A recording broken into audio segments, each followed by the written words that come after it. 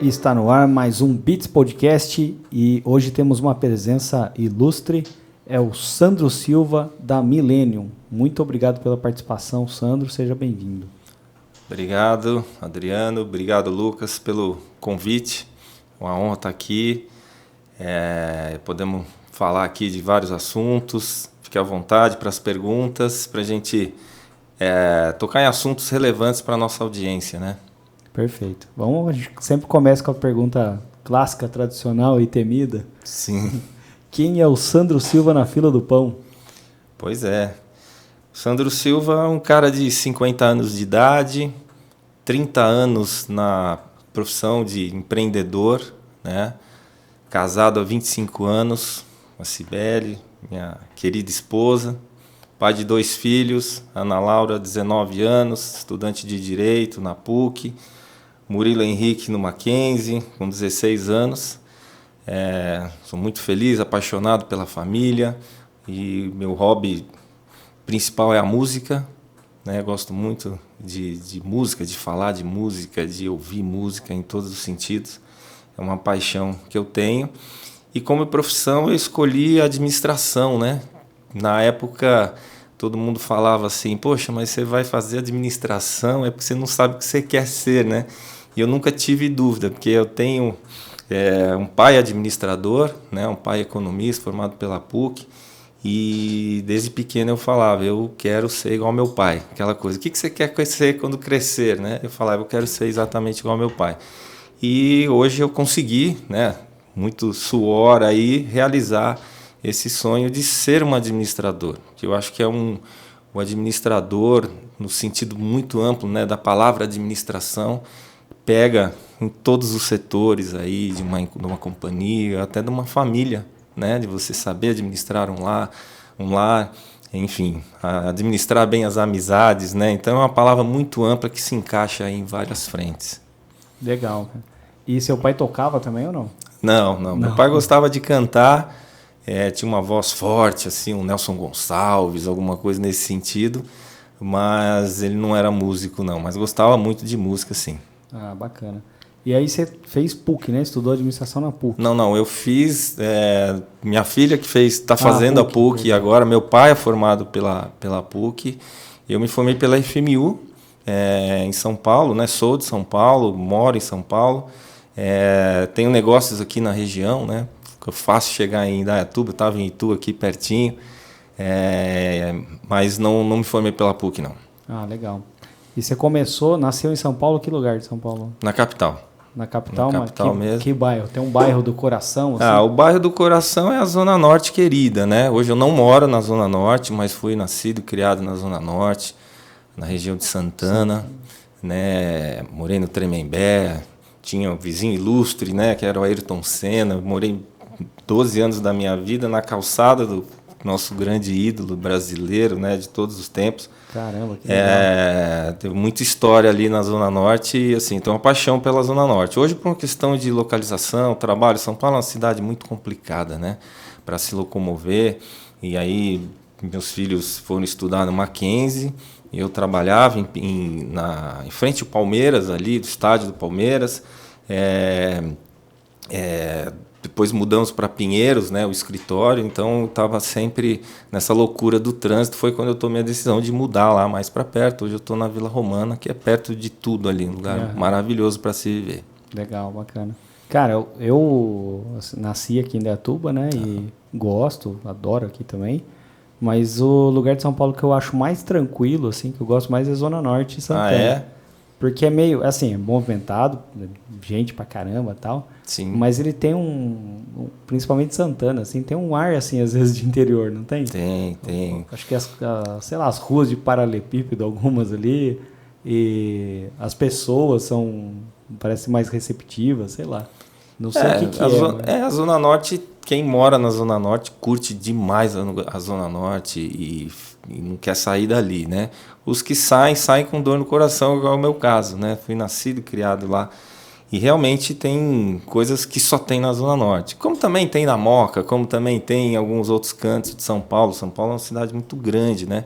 Mas a Zona Norte em si tem um quesinho ali a mais que é apaixonante. Legal. E aí você saiu da Zona Norte recentemente, Sim. nasceu, estudou lá, Sim. fez administração, Sim. virou chacota, falando, pô, mas não sabe o que é da vida e tal. Pois é, e eu nunca tive dúvida, porque há 30 anos, né, o nosso CNPJ, vamos dizer assim, lá de 93, nós fundamos a Milênio, fundei junto com meu irmão mais velho, o Fábio, eu sou do meio, eu tenho o Dudu, o Carlos Eduardo, que é o irmão mais novo, e nós fundamos a Milênio, era uma ideia que o Fábio, meu irmão, tinha, eu me associei a ele em 93 para 94, e criamos uma história muito bonita, porque era uma empresa de software, né? A gente desenvolvia ERP para a indústria da moda, então a gente atendia muitas confecções, e aí você tem os polos de confecções, né, de confecção em São Paulo, né, que tem o bairro do Brás, o bairro do Bom Retiro, e a gente atuava muito ali. E o ERP foi crescendo, foi tomando uma forma que a gente falou, pô, esse negócio aqui vai longe, né?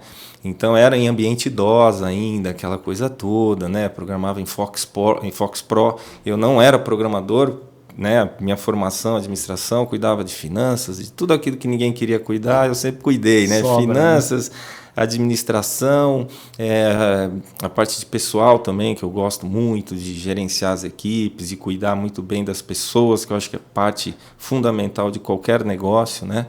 Então, nós criamos a Milênio, um ERP inicialmente para a indústria da moda, e a gente foi começando a expandir para outras áreas, para outros negócios, né? Até negócios complementares. A gente falava de decoração, falava da indústria de calçados, a indústria de bolsas e acessórios, né? A indústria de presentes. Então a gente desenvolvia um software que a característica de um ERP para moda é a tal da grade, porque você tem um produto, uma camisa, por exemplo, uma camiseta, você tem ela PMG. Mas é o mesmo produto, é a mesma referência, a mesma composição, a mesma ficha técnica, só que quando os softwares eles nascem sem o controle de grade, eles não conseguem atender uma indústria da moda. Porque você, ao invés de você cadastrar um produto com uma grade de tamanho e cor também, né, você tem que cadastrar um produto P branco, outro produto P amarelo, outro produto branco M, enfim, você tem uma gama enorme. Então, o conceito de grade já nasceu assim. Isso facilitou muito para a gente expandir para outros negócios. Porque quando você entra numa indústria de colchões, por exemplo, os colchões têm tamanho, né? É o tamanho padrão, é o queen size, é o king size. Então, quando a gente mostrava as nossas soluções de software, as empresas olhavam, pô, mas você tem o que eu preciso. Você tem grade, eu consigo fazer isso. Então, deu uma visibilidade para o nosso produto muito grande no mercado. E aí, essa história veio crescendo, né? E há 15 anos atrás, um pouco mais, a gente se viu na necessidade de entrar, até então, lojas virtuais. Não era nem o e-commerce, né? E-commerce é uma palavra que veio depois. Aí a gente falava assim, ó, vem uma tendência aí de fora. Posso só fazer um comentário? Pois não. Eu cheguei a ver post em rede social, do tipo, qual a diferença de um e-commerce e uma loja virtual? Eu falei, caralho, não sei. Não sei. Nenhuma, né? Nenhuma, não tem nenhuma. Era só a nomenclatura da época.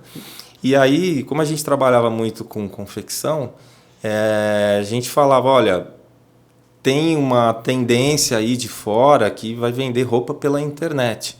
Imagina, porque a Amazon está lá crescendo, mas ele vende livro. Você sabe qual é o livro, qual é o autor, você compra o CD do teu artista preferido.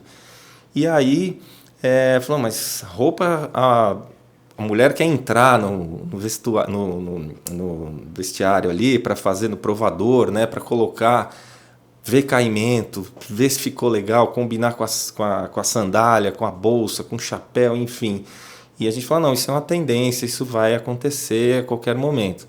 E a gente já foi se preparando para isso lá atrás, mesmo com a recusa de alguns clientes que falavam, não, eu quero meu cliente na loja. Isso que ano que era, mais ou menos? Vamos colocar aí uns 15 anos atrás, mais ou menos. Né? Cara, até um pouco a mais, né? Uns 20 anos, talvez. Totalmente mato.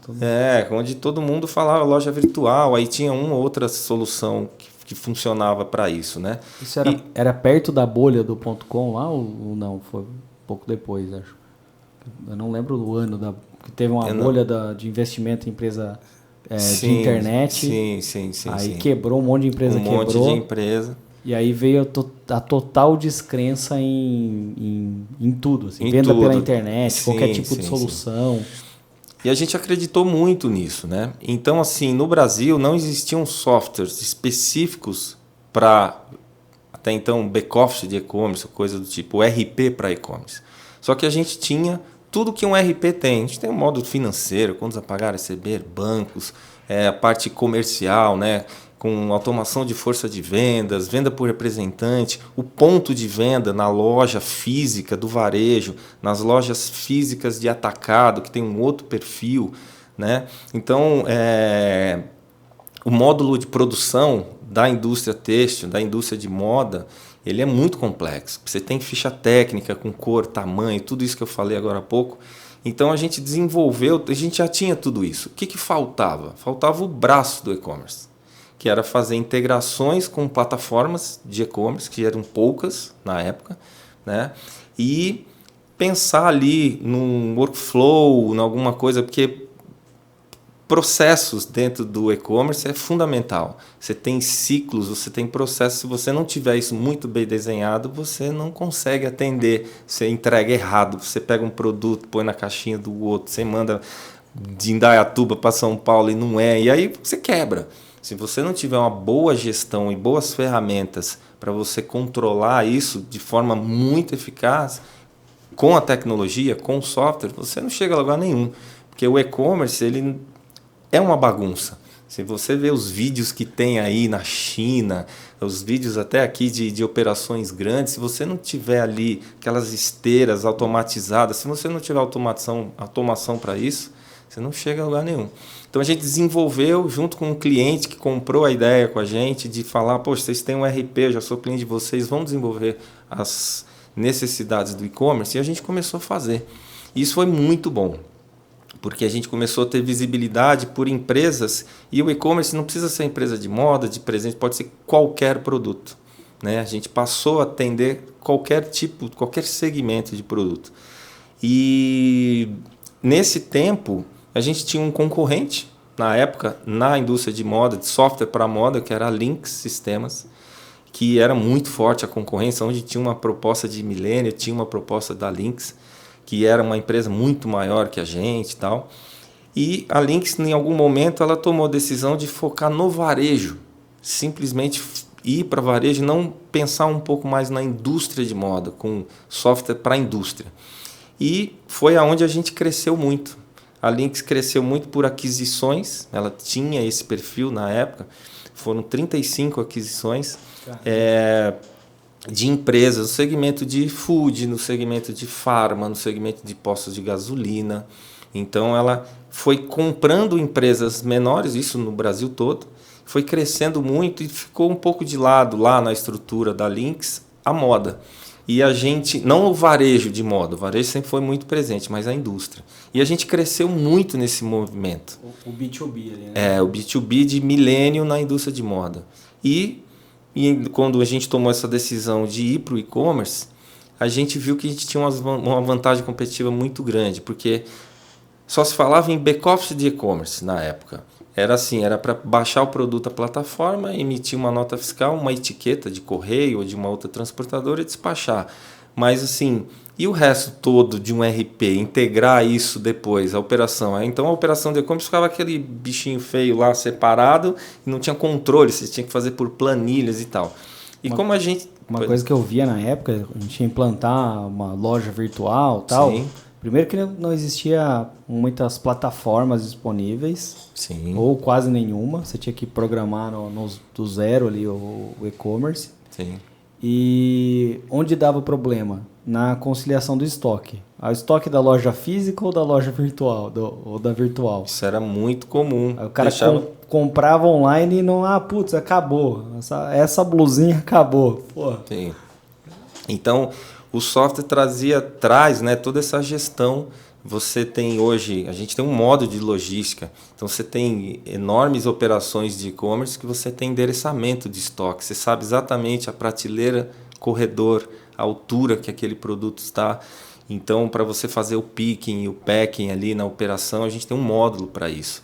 Então, o Millennium, ele atendia desde startups de e-commerce, pequenas empresas de e-commerce, estava fazendo ali 50, 70 pedidos dia, até volumes absurdos que a gente tem hoje como cliente. Por exemplo, a Nike.com.br hoje utiliza Millennium para os seus faturamentos, né? Porque ela está dentro da Infracommerce. A Infracommerce é uma empresa de full commerce. Hoje tem até uma outra nomenclatura que eles utilizam lá, é o maior da América Latina, e ela é toda automatizada por Millennium, né?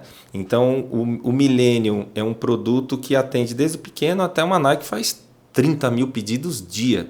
Então, a velocidade para você faturar 30 mil pedidos dia é uma questão de segundos. Então, assim, quando tem um faturamento que está rodando a 8 segundos, da hora que sai o pedido da plataforma, que cai no RP, você tem que ir no Cefaz, emitir a nota e emitir a etiqueta. E a gente faz isso em 8 segundos, 10 segundos. Quando na Nike chega a bater 10, 12, 15 segundos, é uma operação de guerra. Você já tem que parar tudo, porque atravanca tudo, fica tudo parado. Então a gente tem que, todo o tempo, né? Então as operações de e-commerce mais complexas a gente atende com a nossa solução, né? E startups, empresas menores, a gente concorre com os pequenos players de software do mercado, né? Você vai para um Bling, entre outros aí, né? São softwares que atendem aquele pequeno e-commerce que faz ali 30, 20, 40 pedidos dia. Fica fácil de controlar com uma solução que não tem o RP por trás. Então a gente tem o braço do e-commerce e também por trás todo um RP que a gente fecha até o SPED contábil, SPED fiscal dentro do Millennium, né? E uma coisa importante, né, que eu estava falando e desviamos um pouquinho. A gente veio nessa crescente com a Lynx focada no varejo e em 2019 a Lynx nos procurou falando, olha, a gente sempre foi concorrente, a gente conhece as pessoas de lá e tudo mais, a gente sempre foi concorrente nessa questão de moda, só que vocês cresceram muito no e-commerce e nós estamos com uma deficiência aqui dentro de 30 aquisições na época e a gente queria conversar com vocês. E a gente foi para uma mesa de negociação, foi uma surpresa muito agradável, você sair do zero e chegar na possibilidade de vender uma empresa. Então, assim, foram 26, quase 25, 26 anos de trabalho em voo solo, né? Caramba, que junto legal. eu e meu irmão, e aí um pouquinho antes, lá no começo, quer dizer, de 99 para 2000, a gente trouxe 2 sócios para complementar, a gente fez uma fusão de empresas, né? Que era uma empresa de Gustavo Rodrigo, que eles tinham uma software house que fazia softwares para banco, inclusive. Os primeiros home bank do Santander, que a gente colocava o disquete lá, 1/3, 2/3, para ter internet de escada. Mas como era serviços bancários, você tem que ter toda uma estrutura de criptografia de dados, né? Porque não pode ter invasão e tudo mais. Então, a gente se aproximou da Windor Sistemas e a gente viu que tinha tudo a ver o que eles faziam, a tecnologia já no ambiente Windows, e o que a gente fazia, um RP grande que ia crescer muito mais ainda, mas no ambiente DOS. Então a gente fez uma união, trouxe Gustavo e Rodrigo dando participação da empresa, né? Acho que isso é muito legal falar, porque quando a gente trouxe mais 2 sócios, a gente abriu mão de um pedaço da empresa que era nosso, meu e do meu irmão. Então você fala assim, pô, mas... Então, assim, são coisas de sinergias, de sociedade, que é muito complicado você gerir uma sociedade. Nós passamos a ser, de 2 passamos a ser 4 pessoas, né? E na sociedade, como é na nossa casa, no casamento, você tem que ter bom relacionamento, você tem que ter respeito, você tem que saber aonde que você pode contribuir mais para a organização. Então, a gente deu muita sorte, porque... Aqui é o famoso casamento sem sexo, né? Na sociedade. Exatamente. Então, assim, faz as reuniões, a gente discutia alguma coisa lá, até se exaltava um pouquinho ali, mas acabava aqui, vamos descer para almoçar e estava tudo certo, né? Porque precisa, nem tudo são flores, né? No dia a dia de uma empresa de software, implantar RP não é fácil. E a gente chegou a ter quase 200 funcionários ali em 2019, quando a gente começou a conversar com a Lynx, e nós fomos adquiridos pela Lynx. A Lynx comprou a Millennium 100% da operação. Então nós fomos, além dos 4 sócios, nós fomos com quase 200 funcionários para dentro da Lynx. E foi uma parceria muito boa lá dentro, porque a gente teve todo o ecossistema de Lynx, uma empresa de 4 mil funcionários, abrangência nacional, até na América Latina. Então, assim, foi aquele momento em que eu me vi deixando de ser um empreendedor, você toma decisões pautadas às vezes no café, no corredor, numa reunião, deixando de ser um empreendedor, passando a ser um executivo de uma grande empresa de software. Mesmo cuidando do meu pedacinho, da vertical Millennium, né, dentro da Lynx, mas é outra coisa. Era uma empresa de capital aberto, então você tem uma série de burocracias, né, que a gente fala que precisam ser seguidas, mas é um outro mundo. Então, eu saí recentemente, no meio do ano passado, mas foram praticamente 4 anos lá dentro, 4 anos muito bem vividos, para completar uma jornada de 30 anos, né, 26 anos como empreendedor, dono do meu próprio negócio, fazendo a coisa acontecer, e aí você vira um executivo de uma grande empresa de software, de tecnologia, né? E aí, para completar tudo isso, em 2021, a Lynx foi adquirida também 100%, numa rodada de quase 7 bilhões de reais, com a Stone. A Stone é uma empresa, um unicórnio brasileiro, né, que tem capital aberto também na Nasdaq. Serviços financeiros, veio para completar isso, ou seja, se vocês, Lynx, que tem software, ponto de venda, penetração, desde uma lojinha pequena, um quiosque da Chili Beans, por exemplo, no shopping, até uma Telha Norte, que é uma grande rede de home center de São Paulo, em cada lugar desse tem uma maquininha, ou 2 ou 3. Então, por que não fazer essa junção? Então, isso aconteceu em 2021 e de lá para cá está uma loucura de possibilidades de geração de negócios em todos esses segmentos aí do varejo, né? Não só o nosso ali de Millennium como e-commerce, mas com todos os outros segmentos que a Lynx atua.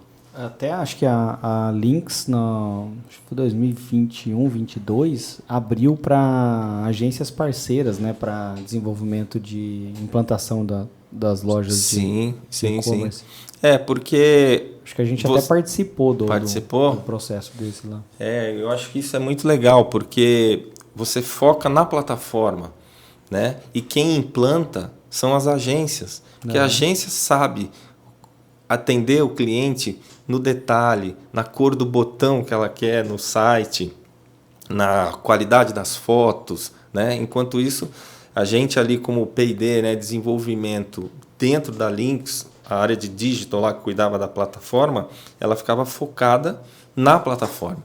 Então essas coisas assim, vocês têm o talento de encantar quando a gente entra num site, quando a gente entra numa plataforma, aquilo que a gente vê visual tem que ser feito por agências, né? É o que a gente sempre recomendou para os nossos clientes. Por mais que existiam alguns templates, mas aí você não quer a tua loja igual a outra, igual a outra, igual a outra, né? Uhum. O e-commerce é encantador porque ele é dinâmico.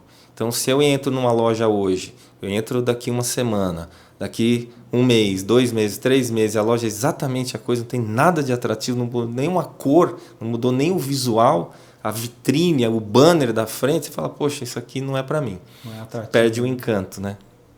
Legal, bacana. Cara, e uma dúvida que eu tenho, a Millennium foi a primeira empresa que você atuou, ou você trabalhou em outro lugar antes, ou já saiu da faculdade cobrando escanteio e cabeceando? Não, eu me formei, eu entrei na faculdade com 17 anos, né, para fazer administração, foram 4 anos de curso. Quando eu saí, eu não sabia, quer dizer, antes na faculdade eu já fazia, quando eu entrei na faculdade, eu não sabia fazer nada. Era um moleque que estudava de manhã, andava de bicicleta, jogava bola, né? na Zona Norte de São Paulo. Jogava pelo Espéria, eu joguei futebol de salão pelo Clube Espéria. A gente falava assim, eu era federado, né? Com a boca cheia, né? E fui federado, sim, pelo Espéria. Joguei, vim vários amigos lá até hoje. Você conheceu o Tejusa, que era daqui ou não? Tejusa? Era um time. Era um time, é. Sim. Era meio que rival do Espéria, eles iam jogar direto. Sim, a gente jogava o Metropolitano, né, que era o campeonato, que era tipo a Série B, né,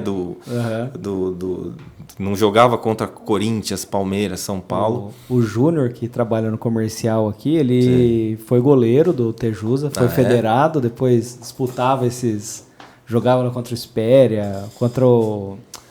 Tinha o Serete, o Serete era da Telesp na época, né? Que virou Telefônica.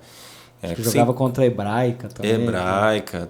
Tinha vários clubes, né, de São Paulo que a gente jogava lá. Era divertido, quebrava o pau, tinha um monte de briga no final do jogo. Tá. Ele chegou a jogar no Palmeiras de goleiro. É? Ele é bom pra caramba. Teve uma vez aqui que o Tejusa foi jogar no Higienópolis, na Hebraica, não era Higienópolis? Na Hebraica, diz que saiu uma puta pancadaria lá. Era comum ter briga. Era comum ter briga, assim. Mesmo a gente ali com 16, 15, 14, 17 anos. E o pau comia. Você jogava do quê? Eu era pivô. Era pivô? Jogava de costa pro gol, né? Eu sou canhoto. Tudo na minha vida eu sou canhoto. E aquele camisa 11, né? Eu adorava o ponto esquerda na época da seleção de 82. Era fã do Éder Aleixo, né? Que jogava no Atlético. Era fã do Éder porque ele era canhoto e eu já jogava bola, dava as bicudas, né? Que a gente falava, bicuda de esquerda. E sempre fui centroavante, assim, no futebol de campo e pivô no salão, né? Sempre fui de fazer gol. Meu negócio é fazer gol. É guardar. É guardar, isso aí. Eu joguei de pivô também nesse Tejusa aqui, mas não tive muito brilhantismo, né? Poxa, mas é demais, né? Jogar futebol de salão, eu adorava, é que agora não jogo mais, né? Agora eu tô mais no tênis, que é uma paixão que eu tenho também. Jogar tênis é bom demais. Tênis eu sou ruim, hein, cara. Eu fui jogar com meu sogro. Não, eu sou ruim, mas eu jogo pra me divertir, né? Meu sogro tem, sei lá, 60 anos, alguma coisa assim. Eu fui jogar com ele, mas tomei um pau. Falei, acho que eu não nasci pra isso aqui, não. Não nasci pra isso. Vou ficar com a agência mesmo, né? Depois de velho também não vai dar pra aprender também. Sim, mas é bom. O esporte é sempre muito bom. E aí você era um moleque? Era um moleque, meu pai falou, agora você entrou na faculdade, você vai estudar à noite, fazer administração e vai trabalhar. O que você sabe fazer? Eu falei, nada. Aí eu fui trabalhar de office boy. Vai trabalhar que eu não vou criar vagabundo. Exatamente. Meu pai era bem duro nessas coisas. E aí eu fui estudar à noite e eu fui trabalhar de office boy. Na época, na minha carteira profissional, estava escrito contínuo, que era um termo que se usava na época. Contínuo. E assim, eu posso te falar, Adriano, porque foram 3 meses de office boy e eu falo assim, marcou minha vida. Muito positivamente. Porque assim, era um menino do bairro, da Zona Norte, e eu conheci São Paulo na palma da minha mão. Eu ia para todos os cantos fazer correio, cartório, levar malote em empresa. Então assim, eu passei a saber onde ficava a Praça da Sé em São Paulo, onde que era o Lago do Aroche, onde que era a matriz do correio lá na Vila dos Remédios ali, os bancos ali no centro, na Bolsa de Valores, que a gente levava alguns documentos lá. Então, assim, eu conheci Lago do Paissandu, todos esses lugares, trabalhando, indo para a rua. E assim, e não só pelo fato de conhecer a cidade de São Paulo, que é um desafio enorme, eu tinha também o conhecimento de saber protocolar um documento. Ir num cartório reconhecer uma assinatura. Hoje é tudo digital, mas mesmo assim, sendo tudo digital, que é natural, as coisas têm que evoluir, mas a essência. Eu, como administrador, como é que eu vou cobrar? Eu nem sabia que eu ia me tornar um empresário, um empreendedor, né? A gente sonha com um monte de coisa, mas como é que eu vou cobrar um funcionário se eu não vivi aquilo? Né? Como é que eu vou cobrar um profissional para fazer isso aquilo se eu não sei o que é? Ninguém conhece tudo, a gente não sabe tudo nessa vida, né? Mas assim, eu aprendi muito fazendo esses trabalhos que pouca gente gostaria de fazer. Falar assim, poxa, eu vou trabalhar de office boy, não, esperar um pouquinho, aí no segundo ano de faculdade, quem sabe pinta um estágio, né? Falei, não, eu fui trabalhar e foi muito bom. Essa experiência foi muito boa. Massa. Eu acho que eu sou a favor das pessoas começarem a trabalhar cedo. Tem a regra agora, né? A lei, né? Regra. Tem a lei que a partir dos 16 anos, né? Sei. Eu comecei a trabalhar oficialmente, assim, com 13 anos, numa lista telefônica, que era aqui em Indaiatuba, e eu fazia cobrança na lista telefônica. Sim, então, não é fácil cobrar. Não, era a parte mais difícil. Muito complicado. E na época não tinha esse dinamismo de boleto de banco, recebe por e-mail. Não, você levava a fatura lá pro cara, duplicata, acho que era o nome. Sim, duplicata. Você levava, enchia a fatura, pastinha, duplicata. colocava debaixo do braço, pegava a bicicletinha e ia pra todo quanto é lugar.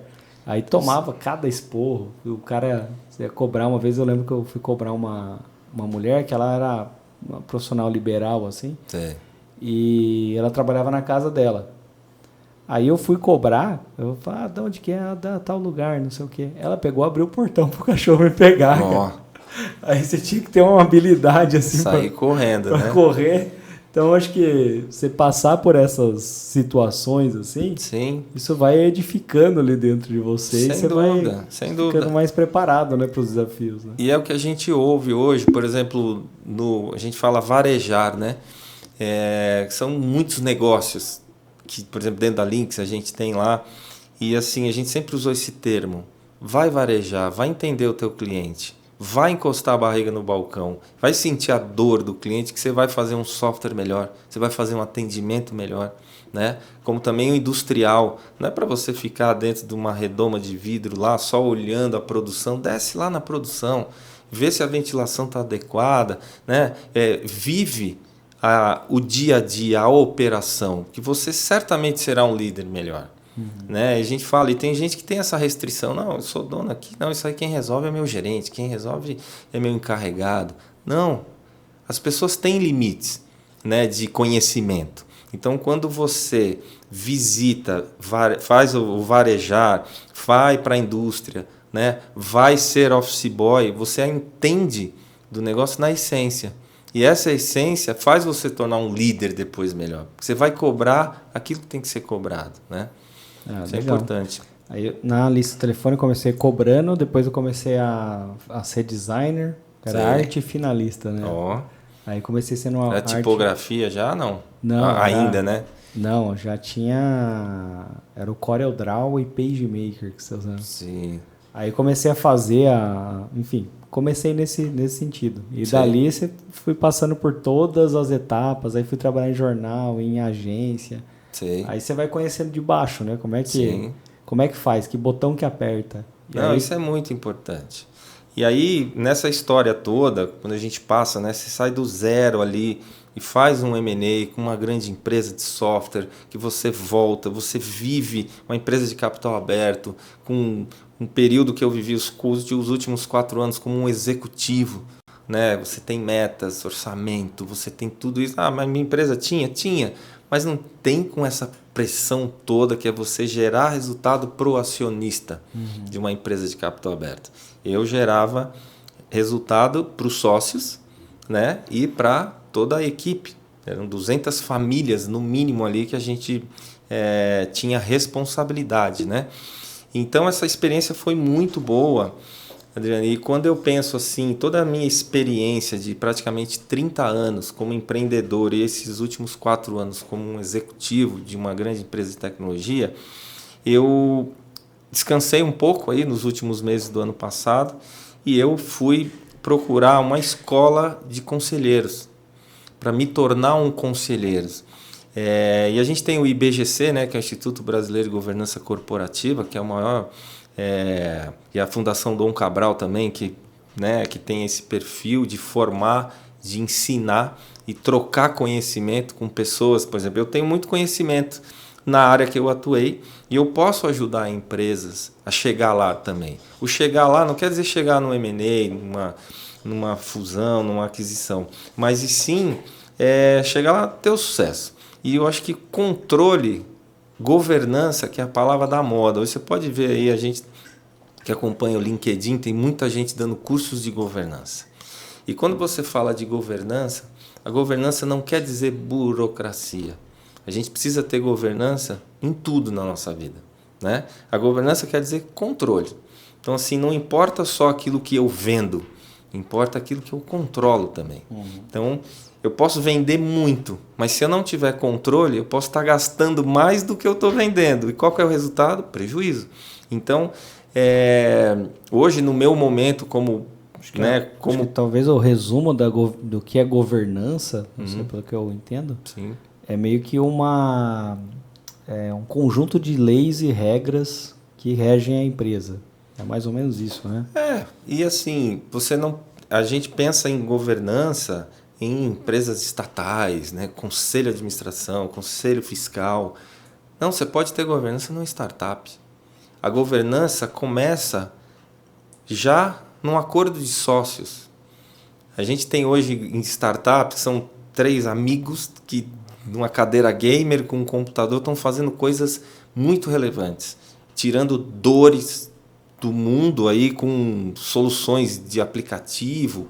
Sei lá, vamos pensar aí no Netflix, vamos pensar no Uber, vamos pensar no iFood da vida. O que eles resolvem na vida das pessoas? O impacto é muito grande, né? Então, quando você vê startups começando lá ali, 3 amigos, 4 amigos, eles não estão pensando em controle. Eles estão pensando em fazer algo disruptivo, algo novo, né? E tá certo, eles têm que pensar nisso. E a gente sempre fala isso na governança, ou no controle, na gestão no geral, que sempre a inovação anda mais rápido do que o controle e também a regulamentação. Você viu que a gente está vivendo hoje com os profissionais que trabalham com Uber. Tá lá no Congresso, votando, Câmara, Senado, vai chegar para o Lula aprovar ou não uma regulamentação, porque é uma profissão nova. Não existe, na CLT não trata esse assunto. Só que o aplicativo está aí, a solução está aí, todo mundo usa o Uber hoje, mas tem um problema para o cara que é Uber. Ele não tem uma assistência médica, ele não tem férias, ele não tem 13º, ele ganha ali por hora. Então tem que haver uma regulamentação. Mas antes da regulamentação, alguém inovou. E tem muita gente inovando. Então, o que eu vejo é esse equilíbrio da inovação, do mundo digital, né, com controle, com governança, com gestão, que isso sempre vai existir. Existia lá com Henry Ford, lá tinha que ter gestão, tinha que ter controle, tinha que ter liderança, tinha que ter pessoas, tinha que ter processo, tinha que ter tudo isso. Hoje também tem. Só que tem muita gente mais focada, por questão de perfil mesmo, na questão da inovação do que no controle. Então, assim, eu sou apaixonado por isso. Então, a minha formação em administração e agora me tornando um conselheiro na Gonil, que é uma excelente escola para formação de conselheiro para empresas joviais. Eu nem tenho bagagem para entrar numa estatal hoje, num conselho. Não é o que eu quero, não é o que estou buscando, mas uma empresa, startup, pequenas e média, ou pequena ou média, eu acho que eu posso contribuir muito me certificando e ajudando essas empresas a chegar lá. Chegar lá não quer dizer uma aquisição, né, um M&A, mas chegar lá, ter controle, ter um acordo de sócios, porque às vezes a briga interna dentro da empresa quebra a empresa. Então, como eu disse, éramos em 4 sócios com muito respeito, muito alinhamento em tudo. Isso é fundamental. E começa na governança, né? É onde é a base de tudo, que é um contrato social bem feito com as regras muito claras. Muitas vezes se gasta mais tempo e energia dentro de uma empresa com políticas internas, no mau sentido, Sim. E briga entre sócios do que o cara vendendo, o cara produzindo. E aí isso leva a empresa pro buraco, né? Sem dúvida, sem dúvida. Então é um desafio hoje a inovação, a não conter o ímpeto dos jovens que estão aí criando coisas incríveis, mas tem que ter controle. E o controle não é total.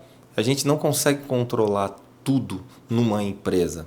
Então a gente tem que ter, uma hashtag que a gente tem com algum controle. Tem que existir algum. Tem muita gente que não tem nenhum controle. E aí, do mesmo jeito que tem uma ideia inovadora, ela pode se perder, não pode vingar, pode não vingar, né? Pode ter problemas, por falta de gestão, por falta de controle. Então, eu sempre defendo essa tecla, que é o meu perfil, é a administração, é a gestão, pé no chão, controle, que tudo dá certo. Cara, a gente entrevista várias pessoas aqui, empreendedores, pessoas que abriram um negócio, que prosperaram e tudo mais. Sim. Acho que você, se não for o primeiro, é um dos primeiros que é um cara de administração. Que geralmente o cara... Eu tenho CRA. Eu falo com orgulho. Eu não sei o número de cabeça, mas eu tenho o CRA, que é o Conselho Regional de Administração. Que legal. Importante. E é diferente a sua abordagem, assim, porque a maioria dessas pessoas começaram como técnicos, que é o meu caso. Eram muito bons naquilo que fazia. Então, sem falsa modéstia, era muito bom no que eu fazia, abri um negócio. Como eu abri um negócio, para eu entrar no mercado, meu preço era menor, então era um trabalho de qualidade por um preço baixo. Sim. Então isso era extremamente atrativo ali para os clientes. Então você em determinado momento cresce bastante, aí você começa a ter que contratar, aí você vê que não dá para ser tão barato assim. Sim. E aí, enfim, você começa a aprender no caminho.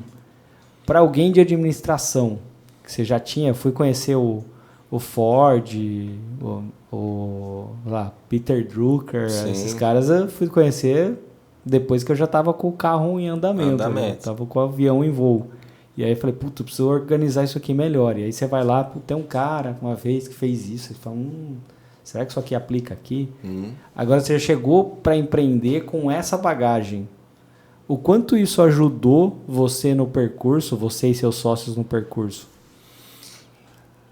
Dentro da minha sociedade, 4 pessoas, 4 perfis diferentes. Então, eu, nesse perfil administrativo que você acabou de falar, aí tinha o Fábio, meu irmão, que era de operação, ele cuidava, por exemplo, de suporte, implantação de software, uma equipe enorme. Aí você tem o Gustavo, que é o cara de P&D, de desenvolvimento, o gêniozinho da lâmpada, o cara que cria, e o Rodrigo, que é comercial e marketing. Um cara que é um dos caras que eu conheço no Brasil, não tem outro que tenha tanto conhecimento nesse setor de e-commerce, nessa questão do marketing, de venda, de software de ERP. E aí o meu papel... Podia até indicar o Rodrigo para vir aqui. Sem dúvida, sem dúvida. Vou fazer as indicações com certeza. E aí, em vários momentos, eu sou aquele cara que segura na sociedade. Porque a gente tem a coisa de empreender, ela é viciante. Né? Você começa a fazer coisas disruptivas, coisas legais, você fala, pô, isso aqui não vai parar nunca. Mas você tem que parar e dar uma respirada. Então eu sempre fui esse cara moderador para que as coisas acontecessem. Né? Cada um tem a sua importância em qualquer sociedade, eu falei aqui da minha, mas em qualquer sociedade a gente tem que ter esse ímpeto de não podemos ir sempre a 120 por hora.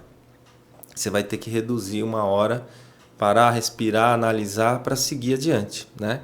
Então, essa visão administrativa que eu tenho, eu acho que é fundamental. E hoje, quando você pega pequenas e médias empresas, que fala assim, poxa, mas eu não posso ter um conselho aqui dentro, um conselheiro. Fez muita diferença na nossa história quando a gente trouxe alguém de fora. Isso é fundamental também. Então, assim, o conselho tem que ser de fora. Não pode ser um dos sócios que vai dar a palavra final, que um sócio fala, não, vai lá ver o que o mercado está fazendo e volta aqui para trazer. Não, isso é constante. A gente está sempre buscando, vendo o que os outros estão fazendo. Mas quando você tem uma pessoa de fora, pode ser até numa startup. Enquanto os programadores, os gênios ali estão criando, deixa alguém controlar. Né? Ah, mas eu não tenho dinheiro. Aí cai no recurso. Os recursos não são infinitos. Né? Isso é um grande... Assim, se eu posso falar, poxa, eu vou crescer a minha agência, eu vou contratar amanhã 10 pessoas. Tem dinheiro para isso? Não. Tem o cliente já certo para isso? Não, a gente vai fazer. Então, em algum momento a gente está investindo no negócio, isso é normal, natural, mas tem algum momento que você não pode avançar. Você tem que segurar e ver o que vai dar. Então, a minha recomendação para quem está nos ouvindo aqui é que sempre tenha essa visão, um olhar de fora. O Que isso é fundamental. A gente que está no dia a dia, a gente não vê, a gente não percebe. E você cobra muito caro? Porque eu tô querendo comprar já. Não, eu sou baratinho, Legal, cara. E, assim, dentro dessa história de empreender, ter 3 sócios, empresa crescendo, as coisas acontecendo, você precisa estar muito dentro do negócio, dentro da operação, enfim, da administração, e isso estressa. Como é que você expurgava ali os seus demônios, o seu estresse? Então, eu sempre fui muito calmo, né? Sempre fui calmo e a palavra foco é fundamental. Eu tenho falado muito fundamental porque tudo tem a sua importância no processo todo, né? Então, assim, nesses 30 anos de empreendedorismo e empresa de software, tem gente que já falou isso para mim, pô, mas você devia ter feito outras coisas, aí são 30 anos da sua vida, mas eu me dediquei todos os dias no negócio. Sim, a disciplina, o foco no negócio. O que eu queria? Eu queria fazer uma empresa de RP ter sucesso. E nós conseguimos. Não só os sócios, mas todos os colaboradores que passaram lá com a gente. Sou muito grato por todos eles. Agora, mas tem muita gente que é assim, né? Empreendedor nato. O cara começa a fazer uma startup de tecnologia, daqui a pouco ele está abrindo uma hamburgueria, daqui a pouco ele está vendendo peça de bicicleta que ele gosta e tem um e-commerce para isso. Ele não faz bem nenhuma das frentes. É o pato, né? É o pato. Não tem, eu não consigo achar uma solução para isso. Então, assim, o foco no negócio é muito importante. E quando você tem foco e mira, você tem o estresse, lógico. Eu pego nesses 30 anos saindo do trabalho com projetos que tem que virar, a gente está sempre correndo atrás de algum prazo, de alguma entrega, de atender o cliente, né? Então o estresse é muito grande, muito grande. Então a gente tem que cuidar. Aí entra a questão da família, né? Você se apegar aos valores, que é muito importante. A saúde, você fala assim, mas você se cuida, assim... Você perguntou, a primeira pergunta, o que é você na fila do pão, né? Hoje eu já estou comendo pão com fermentação natural, né? As coisas mudam, né? A gente aprende a se alimentar melhor. Mas eu não abro mão de uma cervejinha, um churrasco, quando tem. E a gente procura que tenha mais churrasco, mais cerveja com os amigos, com a família. Né? Ser feliz também, né? Ser feliz também. A música, como eu disse, é uma coisa que me faz bem. Me alimenta, né? Então, assim, a atividade física, eu não sou uma pessoa que gosta de fazer atividade física com a frequência que tem que ser, no mínimo 3 vezes por semana, tal. Não sou essa pessoa. Nesses 30 anos, eu não fui essa pessoa, né? Mas, assim, a gente tem que... Tudo no seu momento, na forma correta. Hoje eu jogo tênis, faço aula de tênis, a música me tira um pouco esse estresse, né? E família eu acho que é tudo, porque na família tem estresse também, né? É uma família, não só o núcleo base ali de esposa e filhos, mas o que envolve, você tem preocupações, você tem estresse e tudo mais. Então, a energia, assim, acho que essa é muito individual, né? De cada um. Às vezes, um show que eu vou, e não estou falando de um show de um grande festival ou e tal, mas um show de amigos que tocam numa casa em São Paulo, que eu vou lá para me divertir, eu me reanimo, eu curto aquilo, um churrasco no final de semana ali com os amigos que a gente gosta, já me dá força para aquela semana ser uma semana boa, produtiva, mesmo com todo o estresse que a gente tem, né? Bacana. Cara, e eu vejo assim que muita gente que se dá bem na carreira, o cara consegue ganhar dinheiro, trabalhar num lugar legal, fazer coisas acontecerem. Muitos deles são músicos. E aí a conexão que eu faço é muito difícil você tocar um instrumento ou cantar certo, né? Cantar direito. A conexão que eu faço é que você precisa ter disciplina. E a disciplina que você traz da música, ela acaba assim, envolvendo outras coisas e você leva isso para todo lugar que você vai. Sim. Você tem essa percepção? Eu tenho, e vou contar uma historinha engraçada aqui. Eu faço parte, também sou sócio fundador do Cavla. Cavla é uma banda paulistana de hard rock e heavy metal. Quem quiser conhecer mais é Cavla Oficial lá no Instagram e tem o canal do Cavla no YouTube. A gente já tem 3 discos lançados, tem um que a gente acabou de gravar, a gente lançou 2 videoclipes, né? E o que é a música?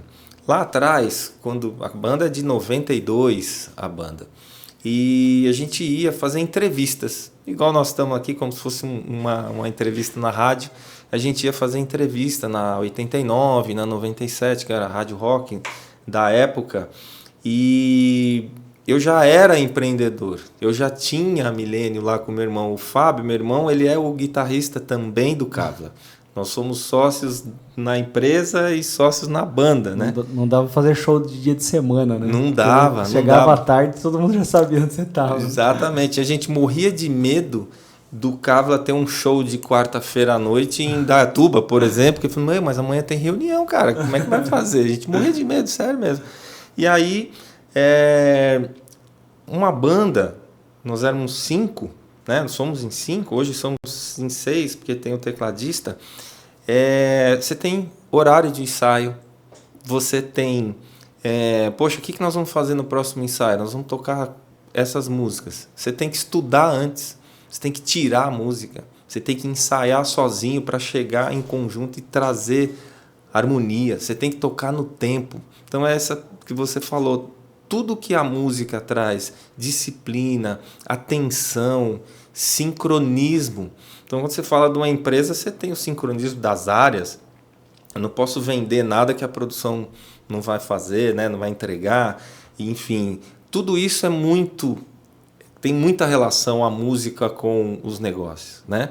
E eu lembro que uma passagem a gente numa rádio com um entrevistador e assim, atitude rock and roll que a gente falava. Então eu tinha que sair do Sandro empreendedor, do Fábio empreendedor, e eu tinha que ir para uma atitude rock and roll numa rádio, dar uma entrevista. Então você tem que falar, porra, né? Você tem que ter uma atitude que o cara que gosta de rock, ele quer atitude, ele quer uma tatuagem. Eu não tenho tatuagem. Eu tinha o cabelo comprido, né? Agora não tem condição mais, mas eu tinha que ter essa atitude rock and roll, de falar diferente, né? Hoje aqui eu estou me portando como um empreendedor, né? Como um administrador. Mas essa chavinha, né? de ter esses 2 mundos é bem difícil de lidar, né? Mas é isso que eu te falo, a música tem tudo a ver com a disciplina de uma empresa. Cara, o nome da agência, né? Da firma aqui. Da firma. É Beats. Justamente por isso. Por conta que assim, muito se vende hoje que marketing digital você faz sozinho com o seu celular. Se você tem um celular e não ganha 50 mil reais por mês, você está perdendo tempo, né? Que vendem muito esse anúncio para comprar curso. E a gente entende que marketing, vendas, enfim, esse tipo de consultoria é algo muito complexo. Sei. Não é tão fácil assim, não dá para fazer. Tem muito aventureiro em todos os setores, né? Então, no marketing é um deles, né? A gente fala que no marketing tem muito gente que gosta de aparecer, né? Hoje é muito importante a gente saber contar uma história, né?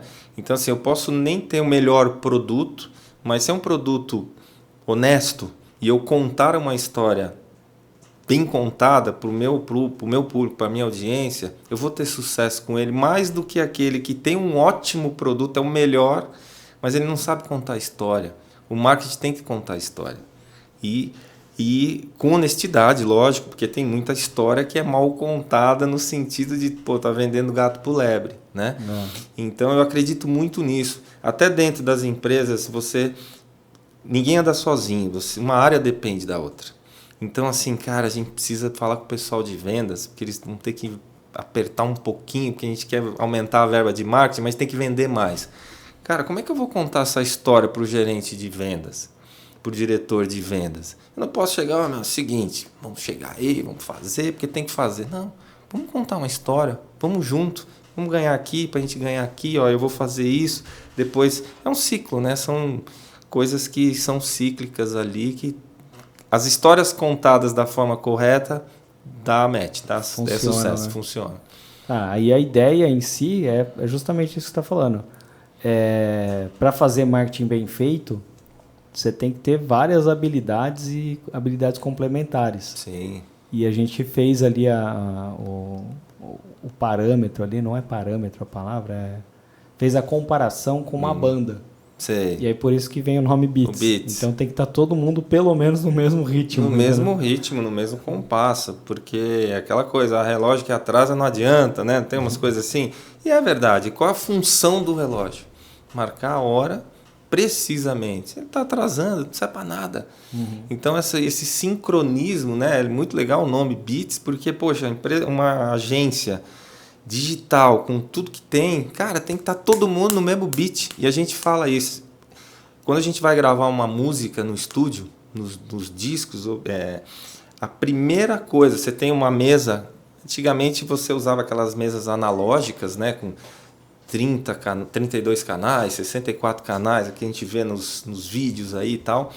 Hoje em dia você tem um Pro Tools, você tem um Sonar, que são softwares de gravação profissional, que você Ctrl+V, Ctrl+C, Ctrl+V, você vai criando canais, né? O Lucas conhece o que eu estou falando. Você vai criando canais e cada instrumento ali, ele roda num canal independente. Né? Então, uma bateria, você microfona, tem a caixa, tem o bumbo, tem o chimbal, tem o prato 1, prato 2, o tom 1, tom 2 e tal, não sei o quê. E o primeiro instrumento que a gente solta, que não é um instrumento, que a gente solta num projeto de música, é o metrônomo. O metrônomo é o que dá o beat da música. Então, a cadência da música, a música não pode ter várias cadências, andar, parar, porque assim a gente fala assim, música tem que ser para dançar, seja ela qual for. Pode ser Raimundos, que é mais punk rock e tal, e pode ser uma valsa. Ela tem uma cadência e ela tem um beat. Esse beat é o primeiro canal de qualquer gravação profissional de música. Então, o nome da agência é fantástico, porque tem que trazer essa cadência e todo mundo não dá junto. Legal. Eu vou fazer até um corte disso aí, fazer um anúncio, porque ficou muito bom. Legal. Eu acho que é por aí. Eu acho que eu não conseguiria explicar tão bem quanto você explicou aí. E eu não sou de marketing, eu estou aprendendo. Bacana. Cara, e aí nessa questão de realizar um sonho, né? Que muita gente abre empresa para vender, né? Sim. Tem gente que abre e fala, putz, um dia eu vou vender isso aqui, vou ficar milionário e não vou trabalhar mais. Acho que é consequência, né? Não pode ser o propósito da empresa criar alguma coisa para vender. O propósito tem que ser no produto, no serviço que ela faz, fazer com qualidade. O vender é consequência. Nós fomos adquiridos em 2019. Isso é muito importante falar aqui para o empreendedor. 2019, 10 anos antes, em 2009, estou lá, eu estava no trânsito, indo para o escritório, toco meu celular, não sabia quem era, atendi. Era um cara de uma boutique de M&A, né? Que são vários, assim. Uma boutique de M&A falando em nome de uma empresa que a gente não sabia quem era, só ia abrir depois de assinar um NDA, aquela coisa sigilosa. Olha, é uma empresa, eu tenho um mandato aqui da empresa para poder entrar na negociação com vocês. Eu falei assim, mas quem falou que eu estou à venda? Não estou à venda. Não, mas vamos conversar. Foi 2009. E aí eu cheguei e falei para os sócios, né? O cara me ligou assim. Vamos ver no que vai dar isso daí. E entramos para uma rodada de negociação, aí assinamos um NDA, descobrimos quem era a empresa na época, quem era o fundo que estava por trás, colocando grana. Só que o que aconteceu? Eu não estava preparado para vender. Eu não tinha um balanço estruturado. Eu tinha vários gaps na administração, que era responsabilidade minha. Eu tinha. Só por quê? Porque era uma empresa muito pequena, 2009, estava lá, por mais que já tinha uma rodada, mas era empresa. Aí aquela coisa, aí você tem uma empresa pelo Simples, porque a folha você põe na empresa pelo Simples, que paga menos imposto. Então, a nossa malha fiscal, tributária e de pessoas, né, de CLT, é muito complexa. Então, a gente fica ali tentando dar um jeito. E quando eu olhava, né, para o negócio, para mostrar, o cara chegou e falou, você me dá um DRE, eu quero saber os seus últimos 5 e um business plan para 5 para frente. Você me entrega aí a semana que vem? Eu não tenho isso. Não tinha isso. Então, isso é uma dica para as empresas, quando eu falo de gestão, de controle e tal.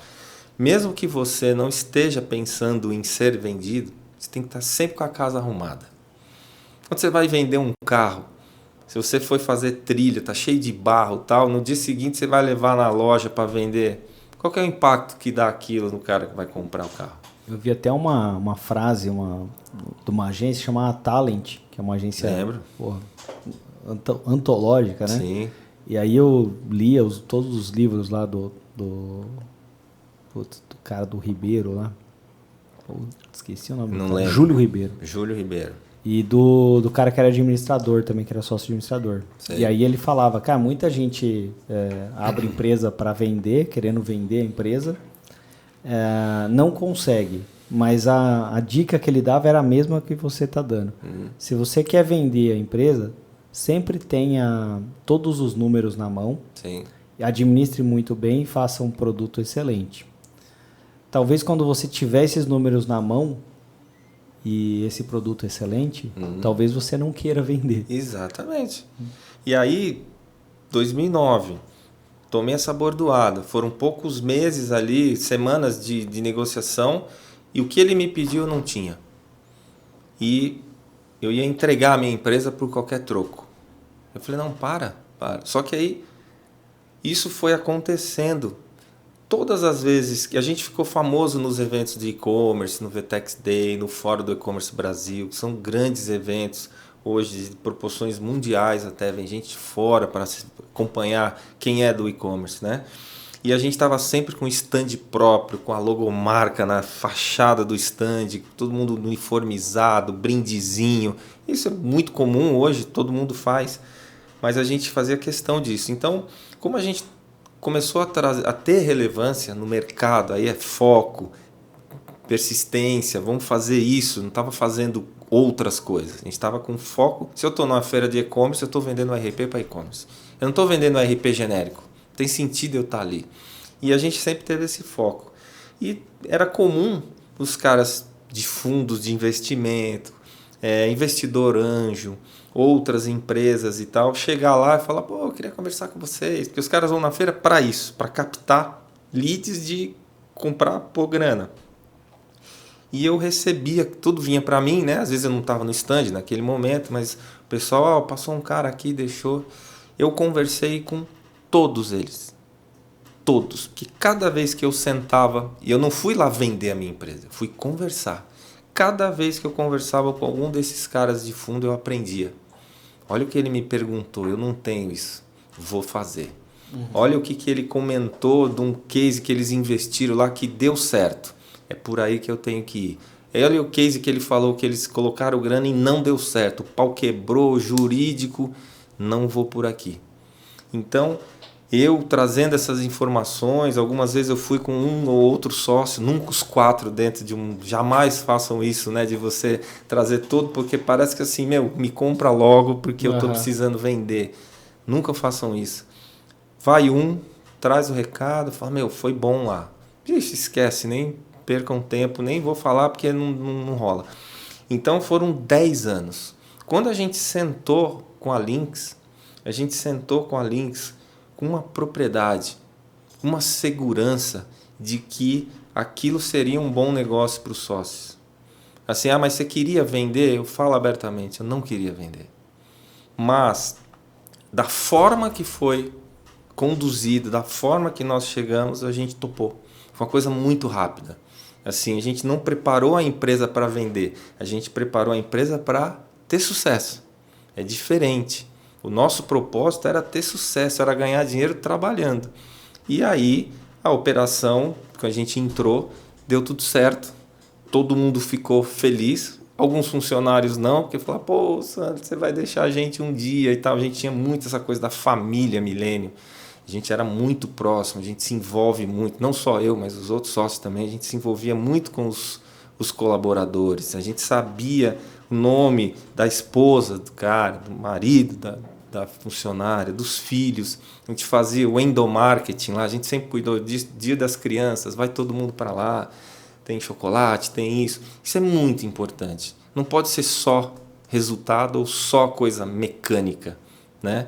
Então, isso é muito legal de falar aqui para a nossa audiência, porque você está pensando em fazer uma empresa para vender, pode até pensar, é legítimo pensar, mas cuide do seu produto, do teu negócio, faça o seu negócio prosperar, ganhe dinheiro enquanto você está fazendo, não deixe de ganhar dinheiro, as contas chegam. A esposa quer fazer uma viagem, o marido quer fazer uma viagem, né? As crianças merecem atenção, né? E senão não vai chegar lá, entendeu? Cara, essa parte do ganhe dinheiro, essa parte é muito importante. Sim. Porque eu vejo assim, a cultura de startup. O cara vai lá, tem uma ideia, cria um plano, tem gente especializada em criar plano para captar dinheiro. Sim. Aí ele capta o dinheiro, dá uma desequilibrada muitas vezes no mercado, principalmente na parte de programação ali. Você via um período antes da pandemia ali, tinha programador, não era nem era estagiário, o cara ganhando rios de dinheiro. Sim. E aquilo era claramente descompensado, assim, porque se você no mercado real, não no mercado de startup, você sabia que, putz, para eu fazer um produto, para ele ter essa lucratividade, então isso aqui não dá para custar tudo isso. Sim. Não posso ter esse custo. Sim. E aí você via claramente que o cara montou uma startup para captar grana, para captar recurso. E aí muita gente vivia dessa captação de recurso. Ganhava-se dinheiro por... Quase uma lei Rouanet, né? Quase uma lei Rouanet. Ganhava-se dinheiro ali pela ideia. Quando aquilo ali não funcionava mais, não tinha muita prestação, tinha, né, uma prestação de conta, mas o cara era venture capital, colocou a grana, não funcionou, ferrou. E aí criou, assim, em alguns coaches de palco ali, a ideia de que, não, você cria um negócio e ganha pouco agora, ou trabalha com prejuízo, e vai tocando, e alguém vai colocando dinheiro. Sim. E aí eu acho que isso é muito prejudicial, porque criou uma geração de pessoas ali, ou um grupo de pessoas, que não se importam com lucro. O cara não olha pro tipo, putz, eu vou fazer isso aqui para dar dinheiro. Eu acho que para mim, na minha opinião, é muito ruim isso para o mercado de trabalho, para qualquer tipo de mercado, porque se o cara está trabalhando no prejuízo durante um período e esse cara não respeita o dinheiro que está sendo colocado ali no investimento, e aquilo vai naufragar ali na frente, ele quebra todo o mercado. Porque se você não consegue marcar para aquilo, ferrou. Sim. Então, na minha opinião, né, na minha humilde opinião, você tem que criar um negócio que tem que ter lucro. Agora, esse negócio de... Beleza. O lucro ele vem com o tempo, né? Muita gente fez negócio que sacrificou o lucro durante um período para ter break-even ali na frente. Isso é normal, isso acontece. Hoje em dia, a gente fala muito isso lá na Gonil, né? O PPT já fez muito estrago, né? Vamos lembrar do PPT lá da Lava Jato, vamos lembrar do PPT do Ike Batista com o pré-sal, né? Olha o estrago que isso fez. E muitas empresas, startups, foram investidas só por uma ideia. E hoje em dia, os fundos, os investidores anjo, todas as empresas de investimento, elas não caem mais nisso. Não caem, né? Não caem. Então, assim, você tem que ter, no mínimo, um período de operação. Você tem que ter faturamento. O PPT só, a ideia não vende mais. Assim, você não vai pegar o teu dinheiro e investir na startup dos amigos aqui que chegaram para oferecer para você, porque eles estão com uma ideia genial. Você vai falar o seguinte, a ideia é genial. Faz esse negócio crescer. Daqui um ano, às vezes os negócios são tão rápidos, né? Daqui 6 meses, daqui um ano, quando você tiver o seu primeiro cliente, você estiver faturando, eu quero um case de sucesso. Eu quero um cliente, ou 2, ou 3, ou 10, não importa. Eu quero isso. Você traz aqui que eu invisto no teu negócio. Os fundos hoje falam isso. Mudou. Você falou aí antes da pandemia, tinha uma bolha nisso. Vamos investir. A gente perdeu muito dinheiro com isso. Investia em coisa que não era real. Não era, era uma fumaça. Era uma fumaça, né? Então, hoje em dia mudou muito isso aí. Eu sou sócio de uma outra empresa que é de tecnologia, né? Sim. E a gente participou em determinado momento lá de uma rodada para captar investimento. Sim. Então, tipo, vamos ver como é que é. E a negociação também do cara, e assim, a gente sabia que aquele negócio ia funcionar, ia dar dinheiro. A gente estava com um cliente ali, tá bem pequeno, assim, bem incipiente. E aí o cara pediu por, sei lá, era 500 mil, acho que era um pré-seed, né? Alguma coisa assim. Pediu 51%. Aí a gente parou, pensou, falou, não, então não faz sentido. Por quê? O cara ia colocar a grana dele no risco. Sim. Mas naquele momento não era com dinheiro que a gente ia acelerar o crescimento. Então, e assim, eu já tinha a Bits, sei lá, fazia pelo menos uns 10 anos. O meu sócio, que foi sócio com a PMG, teve uma história parecida, construiu uma empresa na área na área de contabilidade, lá, contábil, fiscal. Tá.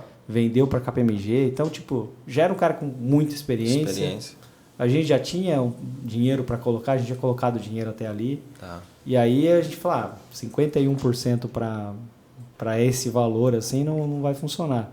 E aí a gente decidiu, falou, não vamos fazer captação de recurso. Vamos tocar até enquanto dá, até o negócio crescer. A hora que o problema for dinheiro, a gente pode buscar uma outra forma. Pode ser um financiamento, pode ser uma DXYZ, porque muita gente também tem a impressão de que o negócio não cresce por falta de grana. Geralmente é falta de gestão, né? Exato. Então, em vários momentos nesses 30 anos de empreendedorismo, isso é importante falar também, eu ganhei menos. Sócios, nós ganhávamos menos do que os principais funcionários, colaboradores, as mentes pensantes, as pessoas que faziam e aconteciam. Não tem nenhum ego para isso. E não foi assim, foi só naquele mês que aconteceu isso. Não, foram vários períodos. Assim, de manter as pessoas. Então, às vezes, você fala assim, não, eu vou para o mercado captar dinheiro, mas a solução está dentro de casa. Você pode tirar o pé um pouco de um prolabore, de uma retirada de sócio. Estou falando de um exemplo só, que você falou da gestão, que está na mão dos sócios. Fala assim, cara, a gente precisa contratar programador. Não tem dinheiro. Vamos buscar o dinheiro. Não é ir no banco, no grande banco e pegar um empréstimo. Não é falar, a gente precisa do investidor anjo para pagar a conta. Não é. O investidor anjo ele vem para alavancar os negócios, para você pôr na estratégia, no negócio para o homem na lua, para subir o foguete. Não para pagar a conta do dia a dia. No dia a dia você vai lá no banco e faz uma operação de capital de giro, alguma coisa nesse sentido. Ou corta custo também, né? Ou corta custo. Né? Então, você vê que tudo que a gente fala está voltado para a gestão. Né? E quando a gente fala do conselho, essa pessoa que vem de fora, às vezes está tudo certo dentro de uma empresa. Só que falta esses ajustes finos que quem está ali no meio não tem essa percepção. Então, a figura de um conselheiro, uma pessoa que vem de fora, pode fazer uma diferença muito grande. E tem falando um pouquinho de conselho, né? Tem essa expectativa, não, agora eu vou virar conselheiro, eu vou virar rico.